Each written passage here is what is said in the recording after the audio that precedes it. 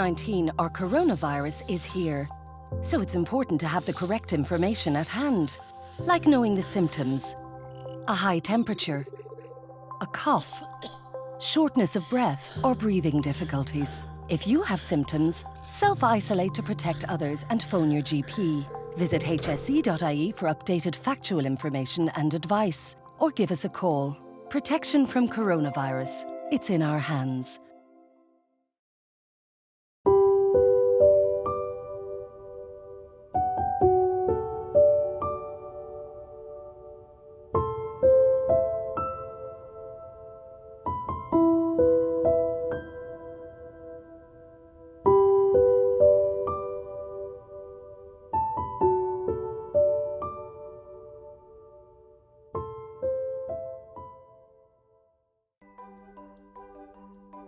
Gestational diabetes is one of the most common health problems that can happen during pregnancy.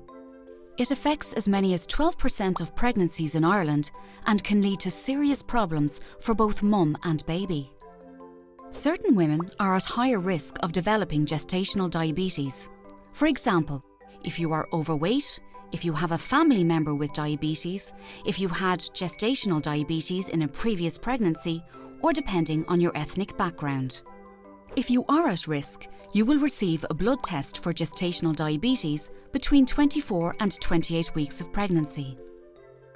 If you are diagnosed, there are day-to-day changes you can make to stay healthy. How much exercise you get and what kind of food you eat can have important effects on your health and your baby's health. But what happens when you have gestational diabetes, and how can diet and exercise help?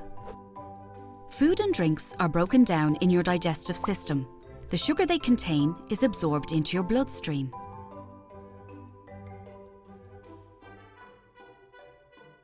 But sugar needs insulin to work.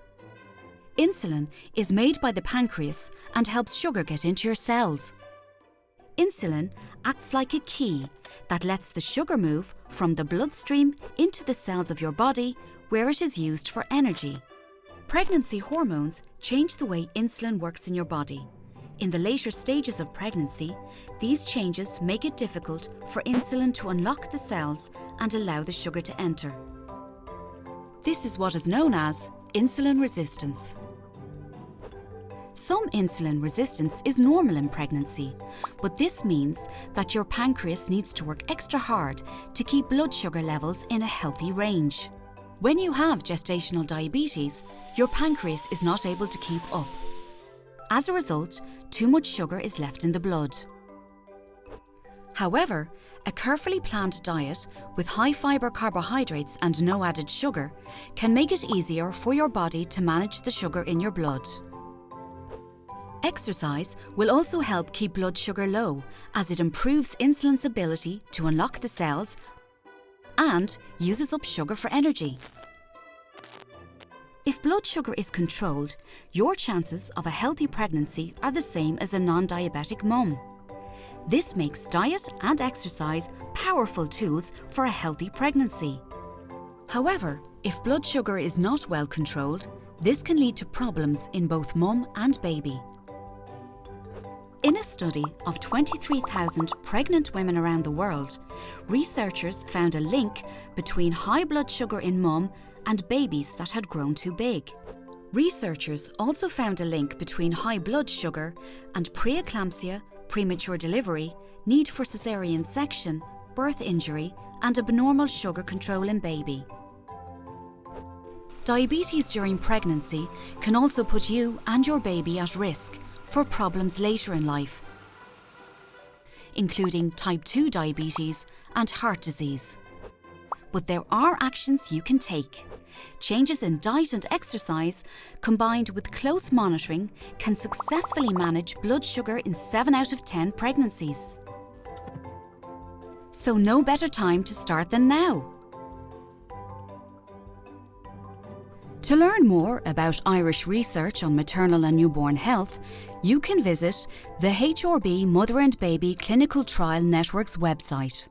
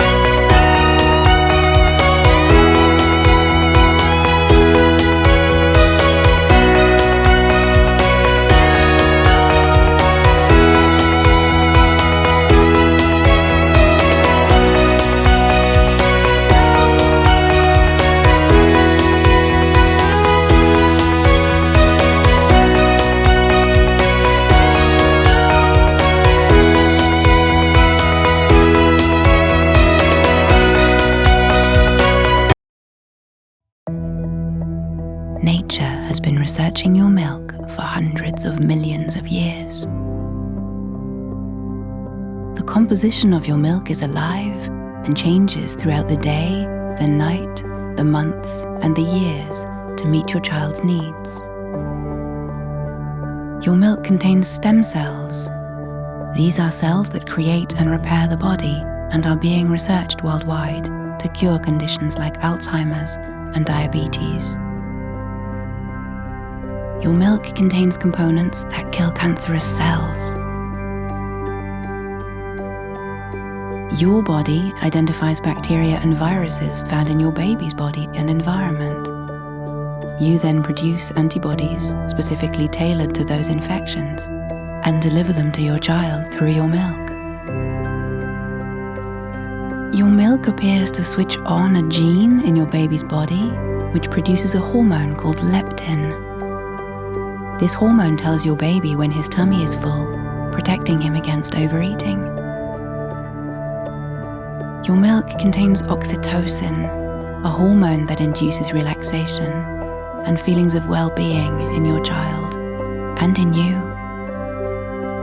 It's all in you. Human milk, tailor-made for tiny humans. Changing your newborn's nappy is one of those things you'll be doing 7 or 8 times a day, so it's best to be organised from the start. Make sure you have everything you need ready and close to hand. Place your baby on a clean, soft, flat surface. Open the nappy and wipe away excess stools from the genital area with the corner of the nappy. Hold your baby by the ankles and lift up their bottom. Use soft cotton balls or a wet cloth to clean your baby. Clean around the umbilical cord area. For a girl, be sure to wipe from front to back. This will help minimise the spread of an infection. Swap a clean nappy for the dirty one. Use the tabs to see which way goes up. Avoid covering the umbilical cord as this can cause irritation. For a boy, keep his penis pointed down. Fasten the nappy at both sides with the tapes, making sure it's snug, but not so tight that it pinches the skin. Retape the soiled nappy around the contents, put it in a plastic bag and discard it in the bin. Dress your baby and wash your hands thoroughly. Babies wet their nappies several times a day. The number of wet nappies is a helpful sign of how much fluid the baby is taking in. Generally, a baby should have 5 to 6 wet nappies each day. This is a good indication that they're getting enough milk.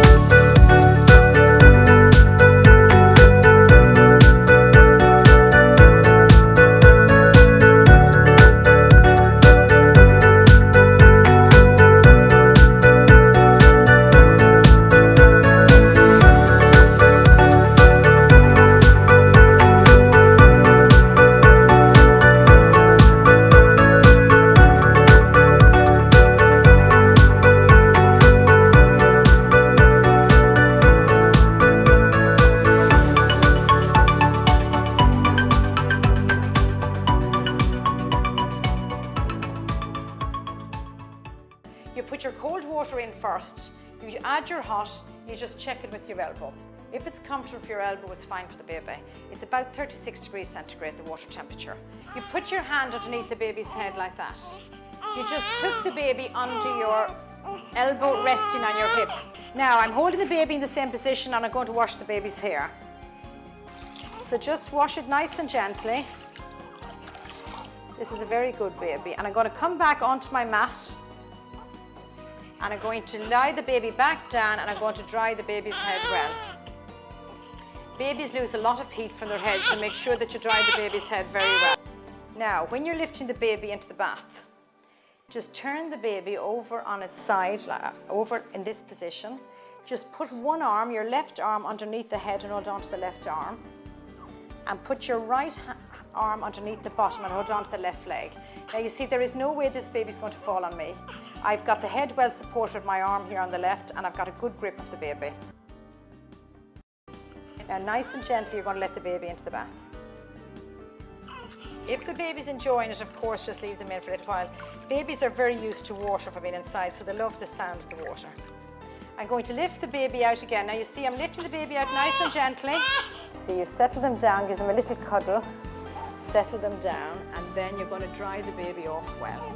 Don't forget areas where they can get sore if you leave them wet. All babies are quite fat in here, so get right in there under the chin, because if you leave areas wet, they're going to get red and sore. They're all get right onto the armpit here, where they're like that. And another areas get right onto the behind the knees and in the groin area. They're areas that can actually get sore if you leave them wet. So you make sure that you dry those areas off very well.